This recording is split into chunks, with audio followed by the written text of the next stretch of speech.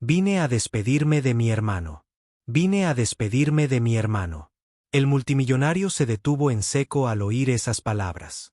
Elias Whitmore había escuchado muchas mentiras en sus 60 años, pero esta, pronunciada por una asustada niña negra de 9 años arrodillada ante la tumba de su hijo, lo golpeó como un puñetazo. En el pecho. Era una tarde gris en California, y el silencio era tan profundo, que se podía oír el propio latido del corazón. El cementerio era enorme, de mármol, y el silencio y el dinero estaban grabados en la piedra. Pero había una niña pequeña justo delante de la tumba de su hijo que no pertenecía allí, o eso creía él. Llevaba un uniforme escolar descolorido con un dobladillo impecablemente planchado, pero el color se había desvanecido hacía mucho tiempo. Tenía 2 pequeñas trenzas en el pelo y las suelas de los zapatos estaban gastadas. Sostenía un pequeño coche de juguete rojo en la mano. La pintura estaba desconchada y le faltaba una rueda. Elías conocía bien ese juguete. Solía estar en la mesita de noche de Julian. Se quedó sin aliento por un instante. ¿Qué acabas de decir? Su voz sonó más dura de lo que pretendía. Sonaba como la de un hombre acostumbrado a dar órdenes, no a hablar. La chica se estremeció y se secó los ojos con el dorso de la mano.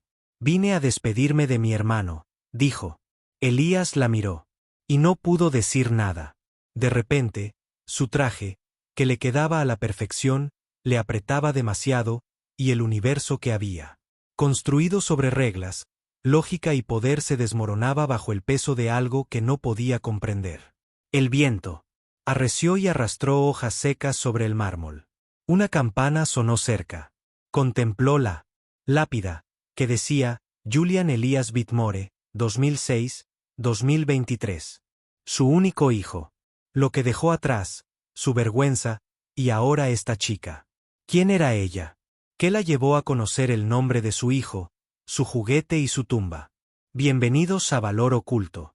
Si son nuevos por aquí, cada historia nos recuerda que lo que se ve en la superficie nunca es la verdad completa. Esta es una historia de personas negras, pero no sobre raza. Trata sobre la verdad, la gracia y el tipo de amor que trasciende las líneas que la sociedad finge no trazar. Así que, por favor, acompáñenme. Lo que Elias Whitmore descubre a continuación no solo destruirá su imperio, sino que también lo hará enfrentar una verdad más profunda que cualquier tumba. Comencemos. Elias Whitmore no tenía mucho dinero de niño. Lo amasó poco a poco, invirtiendo en tecnología. Nació en una pequeña aldea a las afueras de Kansas. Se mudó a la ciudad y salió de la pobreza con tan solo un título de ingeniería y un gran ego. Fundó Whitmore Biotech, la empresa que revolucionó el tratamiento de diálisis portátil, a los 40 años. Su fortuna ascendía a $8.600 millones a los 50. A los 60, la gente le temía más de lo que lo admiraba. Para la mayoría, el nombre Whitmore era sinónimo de nuevas ideas, fortaleza y precisión. Julian pensaba que implicaba presión. Elías dirigía a su familia y su empresa como si fueran una empresa. Objetivos, métricas, resultados. Su casa en Brentwood tenía paredes de cristal que llegaban hasta el suelo y luces que se encendían cuando hablaba. Su cocina parecía la consulta de un médico. Sin embargo, no había fotos en la nevera, ni mochilas tiradas junto a la puerta, ni tarjetas de cumpleaños en la repisa de la chimenea. Julian era hijo único. Un chico callado, con demasiados pensamientos pero pocas palabras. Por fuera, lo tenían todo. Pero dentro de aquella sencilla mansión, hablar era como cerrar un trato. Elías no le preguntó a Julian cómo se sentía. Quería saber qué iba a hacer Julian. Solicitudes para la universidad, cursos intensivos de programación, equipo de debate. Julian hacía lo que le decían. Nunca se saltaba las normas. Nunca gritaba, pero tampoco sonreía con los ojos. Mientras Elías estaba de pie frente a la tumba, el nombre Whitmore le pesaba más que nunca. Había estado tan ocupado haciéndose un nombre que se había olvidado de vivir.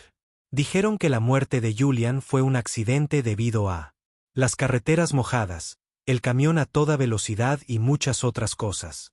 Pero desde entonces todo ha estado extrañamente silencioso. Ni una carta, ni una visita de amigos. No hay fotos en la tumba. No hoy. Hoy, una niña con trenzas y lágrimas en las mejillas llegó como un fantasma, llevando consigo un pedazo del corazón de su hijo. No sabía cómo llamarla, pero ella conocía a su hijo. Elías volvió al trabajo 72 horas después del funeral. Los accionistas quedaron impresionados por su fortaleza. Lo era. Quienes lo entrevistaban lo apodaban el CEO indestructible. La botella de whisky tras la estantería de su oficina no tenía nada que ver con lo que veían, ni con la forma en que miraba la foto escolar de Julian a las 2 de la mañana, preguntándose por qué su hijo parecía tan lejano. Había dedicado su vida a convertir su nombre en un monumento. Pero los monumentos no te abrazan. No te preguntan si estás orgulloso de ellos. Y desde luego no te dicen quién era tu hijo después de muerto. Mañana sabrá quién era la chica. Pero hoy, Elías Whitmore tenía que enfrentarse a una verdad aterradora. Su nombre abría todas las puertas, menos la que daba al corazón de su hijo. Ese era su nombre.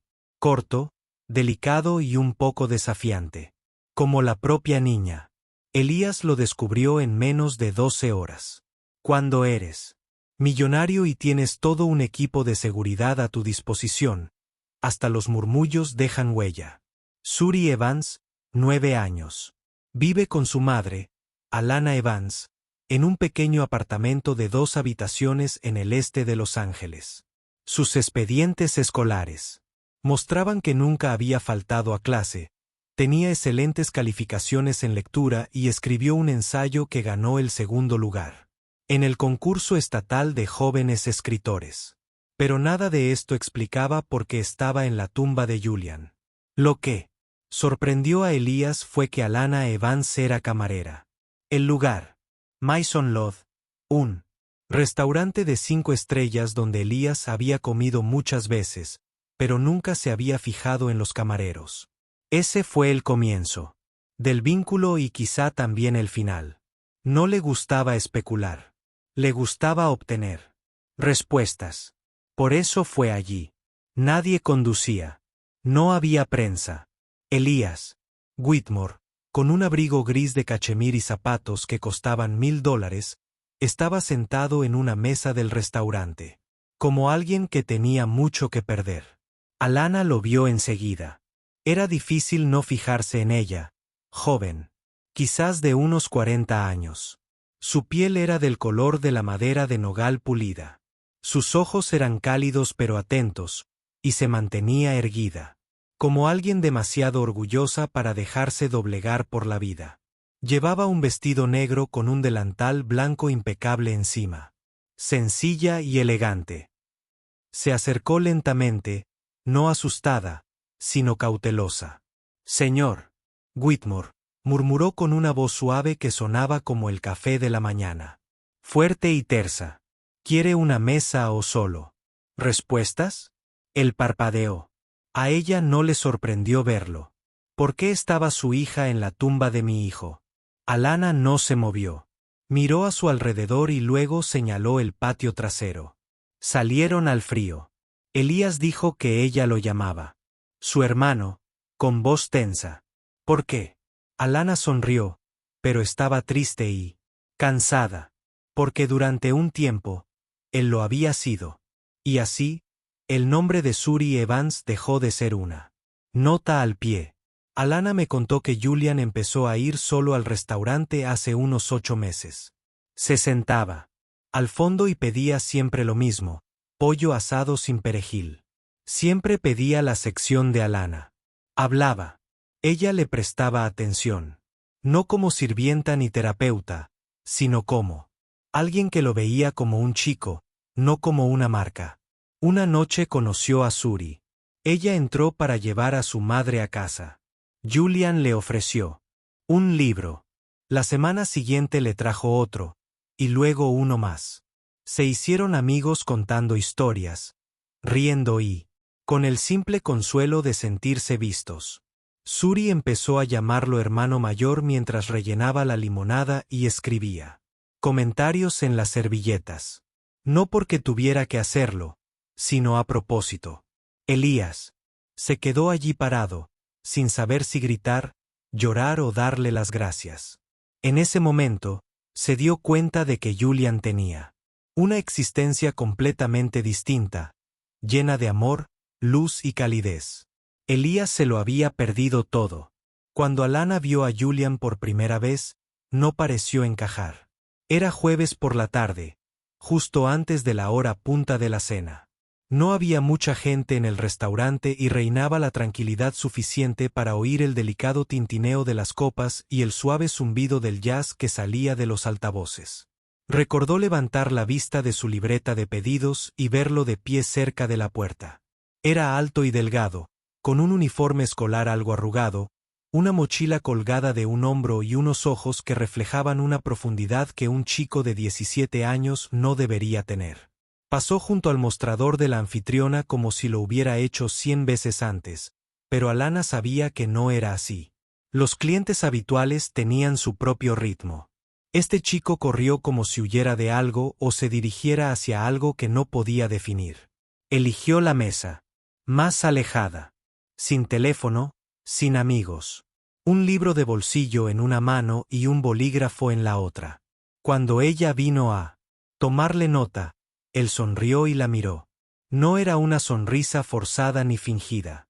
Estaba genuinamente agradecido. ¿Tienen alguna sopa sin crema?, preguntó. Los lácteos no me sientan bien, rió ella. Hoy tenemos de lentejas. Fácil. De verdad. Él asintió. Suena bien. La honestidad no se valora lo suficiente. Ese fue el comienzo. La semana siguiente, Julian volvió. Siempre se sentaba en su zona. Siempre pedía la misma sopa, a veces añadía ensalada, siempre dejaba una buena propina, pero sin pasarse ni ser ostentosa. Le preguntaba sobre sus libros favoritos, el restaurante e incluso sus sueños. Nadie le había preguntado nunca a Alana qué quería hacer. Durante un turno muy tranquilo una noche, ella se sentó frente a él durante 5 minutos seguidos, escondida tras una pared a media altura. Él dijo que sentía como si alguien más hubiera escrito el guión de su vida. Dijo, todos piensan que debería estar agradecido, pero no saben lo solitario que es ser esperado en lugar de conocido. Ella no podía sacarse esa frase de la cabeza. Alana nunca se preguntó por qué un chico como él querría pasar su tiempo libre con una camarera y su hija de 9 años. No tenía por qué hacerlo. Algunas personas encuentran familia en la gente que ven, no en la gente a la que están asignadas. Suriyama lo quería. Se emocionaba cada vez que sabía que venía después de que le entregara la cabina de peaje fantasma. Julián le prestaba atención como si fuera importante. Le preguntaba cosas. Recordaba lo que ella decía y con el tiempo, se convirtió en la clase de constante con la que la mayoría de los niños solo sueñan. Alana nunca pensó que duraría.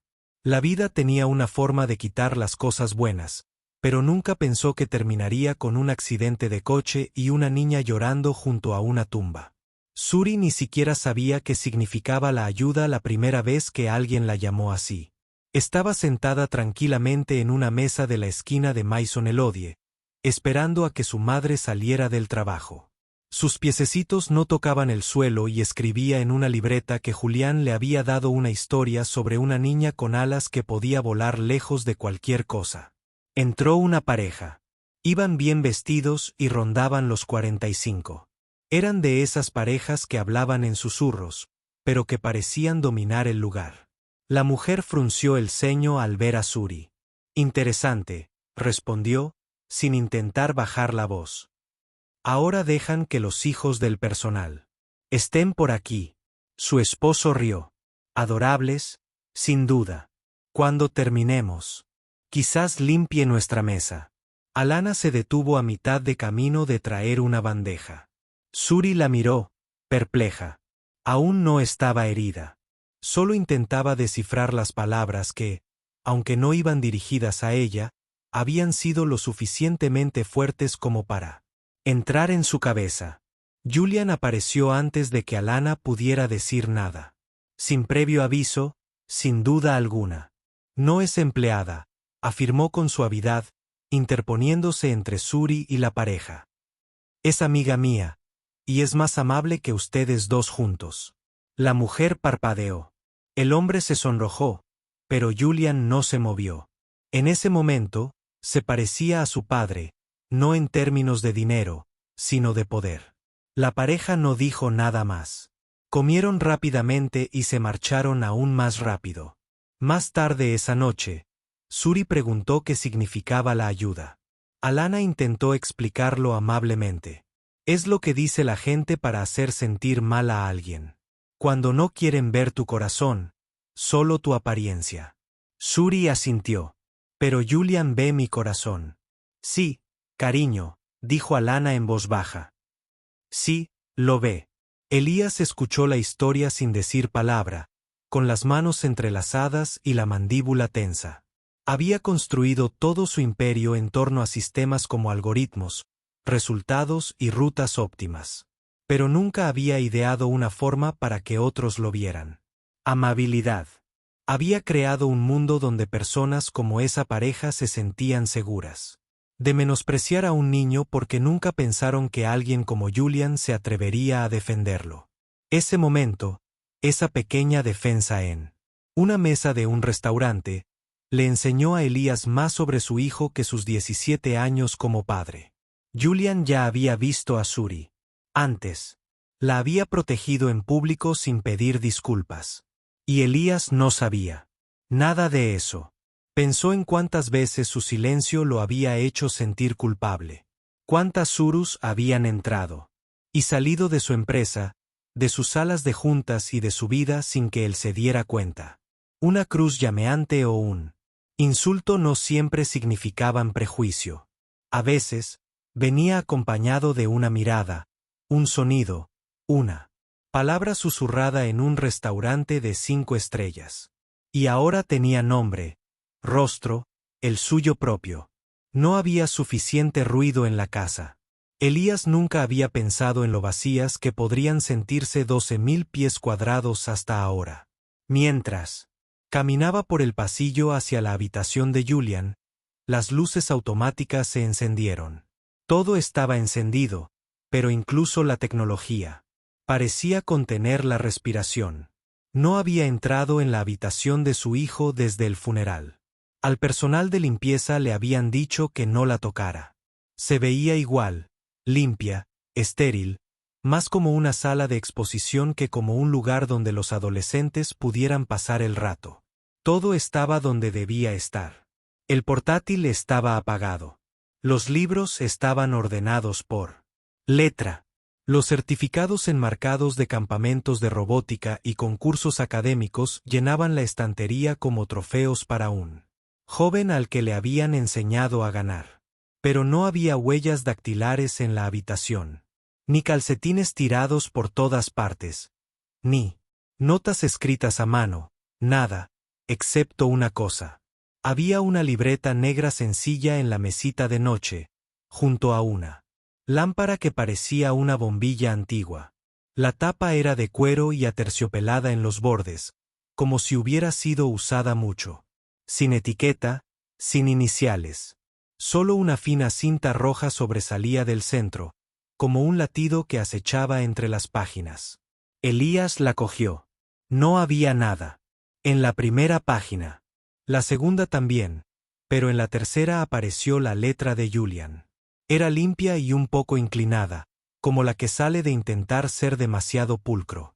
Entrada 1. Mason. Lod rosado con pollo otra vez. Me senté en la zona de Alana. Me gusta que no me trate como si fuera un comunicado de prensa. Elías se sentó. No iba a hacerlo. Sus piernas dejaron de funcionar de repente. Siguió leyendo. Hoy, Suri me llamó su hermano mayor. No sabía qué hacer, pero parecía estar bien, como si mi apellido no importara. Papá no lo entendería. Cree que tener sentimientos es malo. Hace años que dejé de intentar decirle lo que sentía. Si pudiera elegir un superpoder, ¿cuál sería? Suri. Me preguntó. Le dije. Que entendiera a la gente. Ella respondió, ya lo sabes. Elías sintió que algo se rompía dentro de él. El diario se abrió como un mundo privado, página tras página. En este mundo, Julian no era él. Hijo de un director ejecutivo, no tenía un promedio académico entre el 5% mejor, y no iba a ser el próximo miembro de una familia adinerada en ser admitido en Stanford. Era solo un niño. Un niño que encontraba consuelo en la sopa de lentejas y alegría en la voz de una pequeña niña negra a la que no le importaba cuántas patentes tuviera su padre. Un niño escribía cosas como, Suri me hace reír. No de ella, sino con ella. Eso significa mucho. Elías cerró cuidadosamente el diario, con las manos temblando. Su hijo le había estado escribiendo, y Elías nunca había anotado nada. Elías pensó en la sonrisa de Suri durante mucho tiempo después de conocerla. No esperarías que una niña que ha experimentado tantas dificultades en la vida sonriera así. No era una sonrisa enorme ni ostentosa. No había ruido. Cálmate. De esas que no buscan atención, pero que la consiguen igual. Julian también había escrito sobre ello. Sonríe incluso cuando tiene miedo, sobre todo cuando está asustada. Como si fuera su forma de defenderse. Elías había vuelto a Mason LOD, pero esta vez para hablar, no para pelear. Alana. Lo encontró en una mesa vacía al fondo durante su descanso. La misma que Julian solía elegir. Sonríe como lo hacía su padre. Añadió Alana mientras ponía las manos en su regazo. La única diferencia es que él se cansó de sonreír a gente que no quería verlo. Elías no preguntó qué había pasado con el padre de Suri. El silencio era suficiente. Alana continuó. Julian me preguntó una vez por qué la gente mira a Suri, por qué hablan en voz baja o cruzan la calle. Le dije la verdad. Les recuerda cosas que quieren olvidar. Elías frunció el ceño. ¿Qué cosas? Fuerza, gracia, posibilidad. Bajó la mirada hacia la mesa. ¿Mi hijo tiene eso? Alana asintió. Él también. La vio por quien realmente era, no por quien el mundo creía que debía ser. Esa era la particularidad de Julian. Prestaba atención. Era muy atento. No. Intentaba mejorar el mundo. Solo quería saber qué intentaba ocultar. Alana sacó una pila de papeles. De su mochila. Era el portafolio literario de Suri. Había ensayos, poemas y un relato corto sobre una chica que podía hablar con las sombras. Alana dijo que lo había enviado a un concurso de escritura. Me contó que Julian la había ayudado a corregirlo. Elías pasó las páginas. La gramática era buena y las ilustraciones eran nítidas. Pero lo que realmente le llamó la atención fue la inscripción en la portada que Suri había escrito cuidadosamente en cursiva para Julian, la primera persona en ver mis alas. Sintió un nudo en la garganta. Julián le había ofrecido más que amistad. Le había dado a Suri algo mucho más valioso, la libertad de imaginar sin sentirse mal por ello. Y ella le había dado algo que Elías jamás podría tener. Un motivo para sonreír de corazón. No para las cámaras, ni para las entrevistas, ni para la universidad, sino por el simple hecho de conectar. En ese momento, Elías comprendió que la sonrisa de Suri no se debía a la felicidad, sino a la perseverancia, a la esperanza. Y cada vez que ella sonreía, una parte de Julian seguía viva. La verdad siempre está en un lugar difícil de alcanzar. Para Elías, estaba en un pequeño expediente del Hospital Infantil Street Marks, en las afueras del centro de Los Ángeles. Alana no había tenido intención de contarle que iba al hospital. Pero mientras estaban sentados, uno frente al otro en la tenue luz del restaurante, con el nombre de Julian flotando en el aire, ella levantó la vista. Y dijo en voz baja, «Debes saber algo más. Suri había estado enferma. Hace unos meses, se desmayó en la escuela porque tenía el azúcar muy baja y estaba deshidratada. Sucedió Cuando Alana estaba trabajando, la escuela llamó a la policía. Cuando Suri llegó a urgencias, ya estaba en una habitación, sonriendo suavemente y bebiendo jugo de manzana. Julian estaba sentado a su lado, tomándole la mano. Alana comentó, no me dijo, que era su contacto de emergencia. Simplemente vino. Elías parpadeó. ¿Contacto en caso de emergencia? Me lo preguntó hace semanas. Dijo que quería estar allí por si acaso. Julian había pagado toda la factura del hospital discretamente. Sin reclamaciones, sin prensa, sin seguro. Simplemente pasó su tarjeta personal en la recepción. Elías no. Creía que fuera cierto. No porque no lo fuera. La naturaleza de Julian, pero porque realmente no había pensado que su hijo haría algo tan humano, tan maduro. Esa noche, condujo hasta Street Marks. El enfermero de la recepción, un hombre mayor con rastas canosas y gafas de lectura, levantó la vista de su ordenador y dijo, «Usted es el padre de Julian, ¿verdad?» Elliot se quedó inmóvil. «Sí, sí, lo soy». El enfermero sonrió con dulzura. Ese chico tenía más corazón que la mayoría de los hombres adultos que entran por esas puertas. Abrió el expediente. No había ningún error. El nombre de Julian estaba en negrita debajo de patrocinador financiero. Ningún otro nombre, solo la verdad. El enfermero señaló un viejo sillón de cuero cerca de la máquina expendedora y dijo que se sentó allí mismo. No se fue en horas. Incluso compraron bocadillos para los otros niños. Los huéspedes que esperaban. Dijo que los hospitales hacían que la gente se sintiera olvidada, y no quería que ella se sintiera así. Elías miró la silla. Parecía tan normal, de cuero marrón claro con grietas. Pero de repente, era pesada. Su hijo no solo había amado, había venido, había sido útil, presente y real, cosas que Elías no había hecho en 17 años como padre. La enfermera dijo una cosa más antes de irse. Hizo un buen trabajo, señor Whitmore. Puede que no se haya dado cuenta de quién era realmente, pero nosotros sí. Elías entró entonces en el aparcamiento, la oscuridad oprimiéndole el pecho como una pregunta que no podía ignorar. ¿Quién cuidó de Julian? Porque podría no haber sido él. Los titulares llegaron rápidamente y con mucha fuerza. Al principio, la noticia se difundió lentamente a través de pequeños sitios web locales con titulares como «Heredero adolescente pagó las facturas médicas de un niño negro», «Hijo de director ejecutivo vinculado a actos de generosidad silenciosa». Nadie le prestó mucha atención. Hasta que alguien filtró el diario. No fue Elías. Ni Alana. La persona que tuvo esas páginas durante un breve tiempo y se dio cuenta de que no eran solo privadas. Probablemente trabajaba con Whitmore o era contratista. Tenían mucho poder. Las palabras de Julian se viralizaron en un solo día. Ella me hace sentir como si estuviera allí. No quiero ser un Whitmore. Quiero ser auténtico. Suri es el tipo de persona que el mundo no merece, pero que realmente necesita.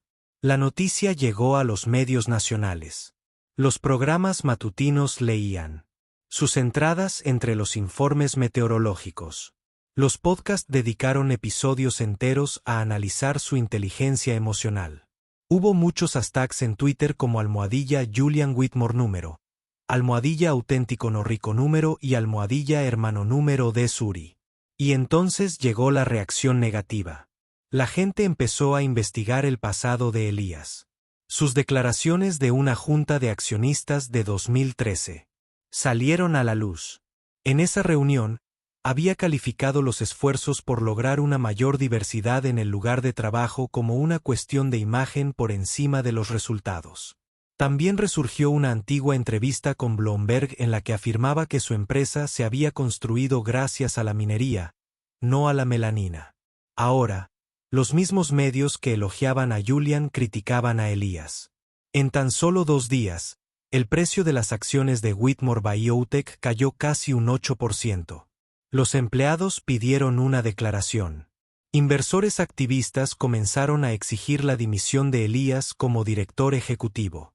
El público no podía ignorar la contradicción. Un padre que predicaba las ganancias mientras su hijo vivía en silencio con un propósito. Alana no dijo nada. Recibió llamadas de todas las grandes cadenas. Los programas de entrevistas pagaban sumas astronómicas a los participantes. Influencers de Internet le pedían entrevistas. Ella se negó a todas. Le dijo a Elías, «Esta no es mi historia para vender». Cuando él le preguntó por qué, respondió que era la de Julian y Suri. Y ahora, supongo que también la tuya, si tienes el valor de contarla sin rodeos. Elías no sabía que le dolía más. El hecho de que su imagen pública se estuviera desmoronando. O la creciente conciencia de que todo lo que Julian había pretendido representar había sucedido sin él. No por él. Durante años, había utilizado informes trimestrales y solicitudes de patentes para evaluar el progreso. Pero nada de eso le había enseñado a su hijo a amar. El niño que le leía cuentos antes de dormir a la hija de una camarera y luego iba a su cama de hospital no se veía afectado por nada de eso. Eso venía de otro lugar.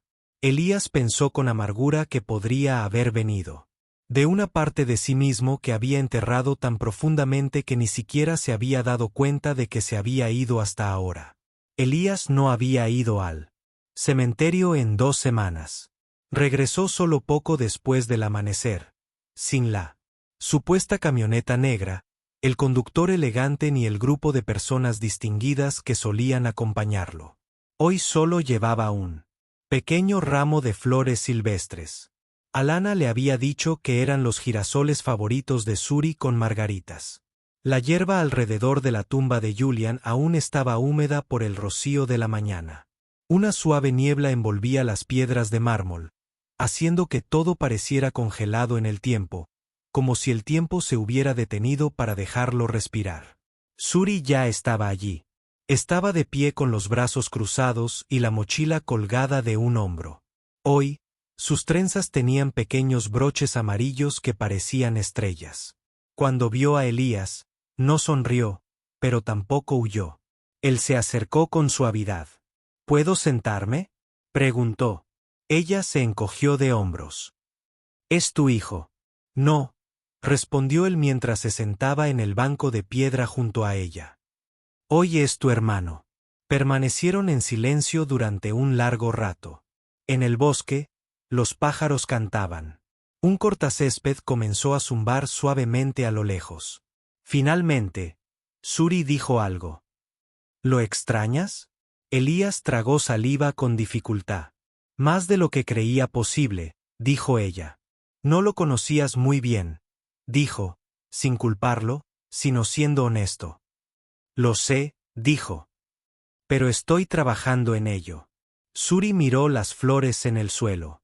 «Estas son mías», asintió y dijo. «Lo sé. Le pregunté a tu madre». Eso lo hizo sonreír un poco. No mucho, pero algo era algo. Sacó un paquete grande del bolsillo de su abrigo. «Quería ofrecer algo», comentó. «Una beca completa. Cualquier beca. Bueno, cualquier sueño». Suri lo miró. «No quiero tu dinero». Elías parpadeó. «¿Entonces qué quieres?» Ellas no respondió de inmediato. No podía apartar la vista del nombre grabado en el mármol frente a ellos. «Ven aquí. Todos los meses», finalmente decía, «siéntate. Habla con él. Tenlo presente como yo». Elías asintió lentamente, aún sosteniendo el paquete, que ahora parecía ingrávido. Murmuró, «Puedo hacerlo». Suri se levantó y respondió, «Bien. Entonces podemos empezar de nuevo, supongo. No como un niño becado, ni como director ejecutivo, simplemente como personas». Se dio la vuelta y se fue, y las estrellas doradas en su cabello captaron la primera luz del día. Elías se quedó allí con las rodillas tensas y el pecho oprimido. Había trabajado durante décadas para construir algo grandioso. Pero tal vez, solo tal vez, este era él. Primer paso que necesitaba dar para crear algo importante. No para las noticias, no para la redención, sino no para Julian. Y para la chica que lo había visto antes que nadie. Una semana después de hablar en el cementerio, Suri llegó al lugar de trabajo de Elías. No llevaba abogado, ni relaciones públicas, ni siquiera a sus padres. Solo tenía su mochila y un objetivo. La recepcionista no sabía qué hacer. Nadie menor de 4 te había cruzado jamás. Las puertas de cristal de Whitmore Biotech sin cita previa. Pero cuando Elías la vio allí parada, con las manos en los bolsillos de su chaqueta y la mochila colgando de un hombro, hizo un gesto para que todos se fueran. La llevó a su despacho. Parecía que la habitación estaba más fría de lo normal. O tal vez solo era él. Suri no se sentó. Se acercó al gran escritorio de caoba, abrió su mochila y sacó un libro. Era viejo. Las esquinas estaban deshilachadas y la portada un poco doblada. Matar a un ruiseñor, añadió, este fue el primer libro que me regaló Julian. Dijo que me ayudaría a comprender el mundo y lo injusto que podía ser, pero también cómo las personas audaces lo hacen mejor. Elías sostuvo el libro con cuidado, como si fuera sagrado. Se sentía más pesado de lo que debería para su tamaño. Abre la contraportada, dijo ella. Él lo hizo. Había una pequeña nota escrita con la letra de Julian que decía: espero que papá encuentre esto y que signifique que se quedó el tiempo suficiente para saber la verdad. Te perdono y te adoro, aunque nunca hayas visto la otra parte de mí fuera de nuestra casa. Elías se quedó inmóvil. Las palabras se volvieron borrosas. Sintió un nudo en la garganta. ¿De dónde sacaste esto?, preguntó con voz apenas audible. Lo guardé. Todo este tiempo, dijo Suri. No estaba segura de que estuvieras listo para esto hasta ahora. La miró, no como a una niña ni a un símbolo, sino como el último vínculo superviviente con un hijo al que nunca llegó a conocer del todo. Gracias, dijo en voz baja. No tenías por qué. Sí que tenía, dijo ella en voz baja. Porque creo que él querría que dejaras de ser el hombre al que todos temían y te convirtieras en la persona que él imaginaba en su diario. Elías asintió lentamente. No había accionistas a los que impresionar, ni junta directiva a la que convencer, solo una chica que tenía todas las razones para no creerle, pero que, sin embargo, le daba esperanza. Estaba a punto de irse. Él gritó: Suri. Ella se detuvo. Nos vemos en el cementerio el mes que viene, dijo él. El mismo banco. Esta vez sonrió y asintió. Trae girasoles. La oficina ya no se sentía fría cuando ella se fue. Julian le había dado un último regalo, y venía con el perdón. Algunas historias nunca terminan. Suenan igual. Elías Whitmore no se deshizo de su pasado. No podía hacerlo. Las noticias pasaron de moda poco a poco, pero los titulares nunca desaparecieron del todo. Su junta directiva lo mantuvo en el puesto, pero con mucha vigilancia. Su reputación siempre estaría marcada por la duda. Pero algo cambió en su interior. Regresaba al banco del cementerio cada mes, como un reloj. Suri a veces lo acompañaba. No siempre iba, pero él seguía yendo. No porque se sintiera mal, sino porque era el único lugar donde podía ser honesto. Hablaban de libros escolares y de sus nuevas historias. Una vez le contó que estaba escribiendo un libro sobre una chica que podía convertir las mentiras en luz. No lo entendió todo, pero escuchó. Estaba empezando a prestar atención. Cambió las reglas del trabajo. Discretamente y a propósito. El programa de prácticas de la empresa creció para acoger a jóvenes de escuelas con pocos recursos. El nombre de Julian se utilizó para crear un fondo de becas integral. Para jóvenes con potencial, no solo para los que sacan buenas notas. Nunca se lo contó a la prensa. La regla de Julian era: si lo haces por los aplausos, lo haces por la razón equivocada. Elías había pensado durante mucho tiempo que La cuota de mercado y las portadas de revistas eran las mejores maneras de medir el éxito. Pero ahora sabía que la verdadera medida era mucho más simple. ¿A quién haces sentir visto? No a quien impresionas. No a quien asustas. Sino a quien siente que lo ven. Algo que Suri dijo se le quedó grabado. Ser amable no significa ser débil. Significa ser lo suficientemente fuerte como para preocuparse cuando nadie mira. Eso fue lo que Julian dejó como legado. No su apellido, no el dinero del fideicomiso, sino sus pequeños actos de bondad. Les dejamos con esta pregunta. ¿Cuándo fue la última vez que hicieron sentir importante a alguien? No porque tengamos que hacerlo, ni por vergüenza, sino porque deberían haber tenido en cuenta su humanidad. Quizás fue una sonrisa en la tienda, quizás defender a alguien en la escuela. O tal vez aún no ha sucedido. ¿Qué suceda hoy? Por favor, dejen un comentario abajo. Cuéntenos sobre alguien que los cambió con solo estar presente. Alguien que les recordó que ser amable sigue siendo importante. En Hidden World creemos que los mejores legados no se forjan en las salas de juntas, sino en momentos de calma, en asientos de hospital, en diarios escritos a mano, en flores silvestres sobre una tumba.